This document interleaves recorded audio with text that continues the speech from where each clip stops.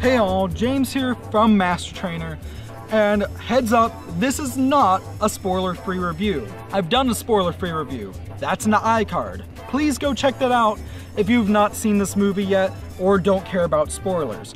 Also know that some of my basic points from there, I'm not really going to touch on here. So here's the SparkNotes version.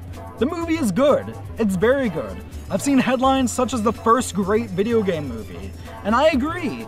You know, it's one thing to have a good summer blockbuster film, but for that to be a video game movie? Unprecedented. As I said, is it the best movie ever? No. But is it the best video game movie I've ever seen? Absolutely. The Pokemon designs are great. Ryan Reynolds nails it. Here's the spoilerific stuff. It's a very predictable journey. It's a hero's journey. You kind of know some of the beats are gonna hit. It's like you see some people, it's like, oh, that's gonna be the bad guy. Oh, that's gonna be a love interest, maybe? I don't know. I kind of wish they'd maybe done a little more of that, but I'm also kind of glad they didn't dwell on it and make it a love story.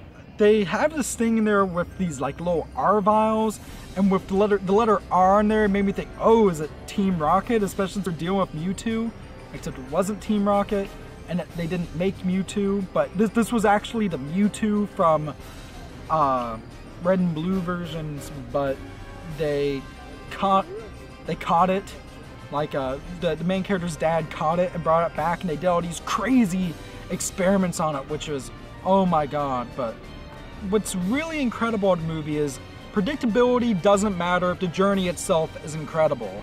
No, there's really some incredible references in there. Like, you first get into Rhyme City and you see, you know, like a Snorlax blocking traffic. You see like 60 different types of flying types soaring through the air. You see like Apom climbing on building, like a Pangoro mother with its little Panchams. It's very nice. It chose such a diverse set of Pokemon, which I think really made this feel really good. I also really love some of the crazy things they did with Pokemon, like the experimented Pokemon. Like, there's this one scene where they're going through, they think it's a Torterra garden, and it leads into a forest. And the forest has these mountains, except then some of the smaller mountains literally lift up, and they're giant Torterra. And they're like, oh my god, there's an eye, and it's crazy. You see these wild and crazy scenes that seem almost monster movie-esque, but they don't take away from any of the characters' actual emotional arcs. You know, this isn't Godzilla, you know. They don't end up doing a vain attempt at character development, but then all you care about is the monster. No, they have like the action set pieces, like some really awesome Pokemon battles and whatnot. But you also care about him. You care about his dad. There's some other things in this movie that I really loved as well. I think my buddy Sean, who went to see it with, put it best as well. And I should mention, he's not a Pokemon fan, but he really enjoyed it as well. After consulting with Sean, who's also the cameraman, grounding is the word I was looking for. It has the set pieces, it has the stuff, it has the Pokemon battles, it has all the different types of Pokemon, but it's still grounded in the main character's story. That's not to say the side characters and side Pokemon aren't great as well. I'm not sure if I've said this before, but one of my least favorite Pokemon designs was always Snubbull. But because of one particular scene involving the police chief Snubbull, where it's like, oh, he seems grouchy, but I promise she's a sweetie, or something like that, actually made me really like Snubbull. Like, that's powerful. It made me love what was one of my least favorite Pokemon. Like, and I think another way Sean put as well is they really accomplished so much world building. They did a lot of establishing shots, just showcasing Pokemon going through the world and whatnot.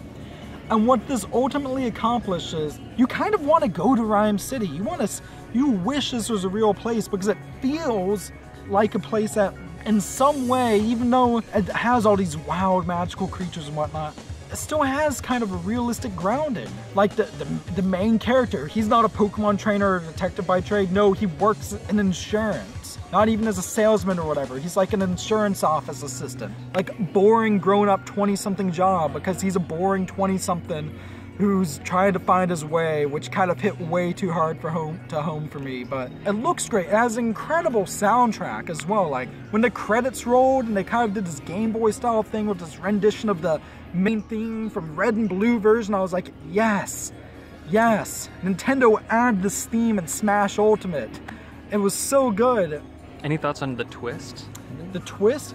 I thought the twist was interesting, because they lead you to believe that this one character is probably the bad guy, but it makes it seem like, oh no, his son's the bad guy and is actually trying to be horrible towards his father, which kind of juxtaposes with the main character's journey of trying to reconcile the supposed death of his own father, who was never really present in his own childhood, and who also kind of left his childhood after the death of his own mother.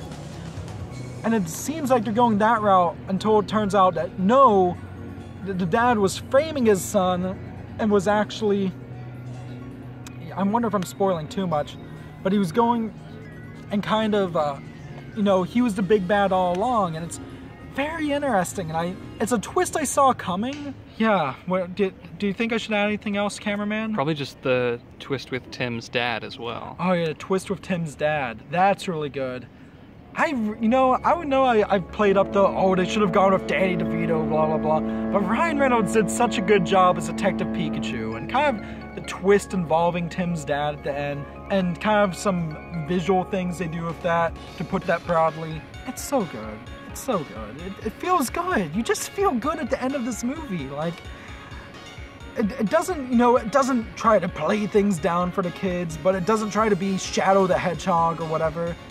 It walks a fine line of being something that's very child-friendly, but knows that a lot of the people watching are going to be us cringy, nostalgic 90s kids who are like, remember when we had to trade Pokemon using a link cable? Those types. I know I've just been rambling. Maybe I'll do a podcast over on the Stuff We Say podcast I'm also a part of. So if I do that, I'll link to it. If not, I'm sure I'll link to another podcast from there, because podcasts are fun. Oh, you know what? I do have one last thing I'd like to do. When I went to see it, they actually gave, if you see it, I think just opening weekend, they gave you this Detective Pikachu card pack. Should I unbox this? I think I should unbox this. Absolutely. So let's open this up. The last Detective Pikachu Pokemon card. I'm going to save this wrapper from my card book. Let's open this up. Alright, so let's see what we have in here.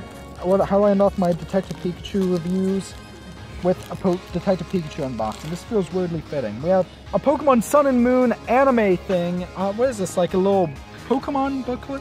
Oh, that's so neat. With all the GX cards and whatnot. Alright, and we have and a special movie. So they give you one standard Detective Pikachu card, but one special movie-only Detective Pikachu card. That's so cool! So this is, he was a partner of Tim's father, Harry, who has gone missing. This Pikachu loves the dark coffee at the Hi Hat Cafe. Oh god, Ludicolo was so cool. So I think that's awesome. My Detective Pikachu collection, even if I don't have all the GXs, I have all 18 cards plus the other Detective Pikachu promo, and now this one, so that's good enough for me. Alright, so what are my final thoughts on Detective Pikachu? It's simple, go watch it. If you're watching this and not the spoiler-free review, hopefully you liked the Pokemon card unboxing. I think that's only opening week. That was so cool. Like, I haven't gotten a trading card for going to see a movie since I went and saw Yu-Gi-Oh! The movie as a kid, and then I sold off my God cards like an idiot. But anyways, Detective Pikachu is good. Please go watch it. So with that, thank you all very much for watching. This is awesome. It's a great movie. Thank you, Sean, for filming. I don't know if he's on any socials, but no, he's not. He's shaking his head. So this was fun. Go watch it. Subscribe to Master Trainer for more great content like this. And yeah, I'll see y'all next time.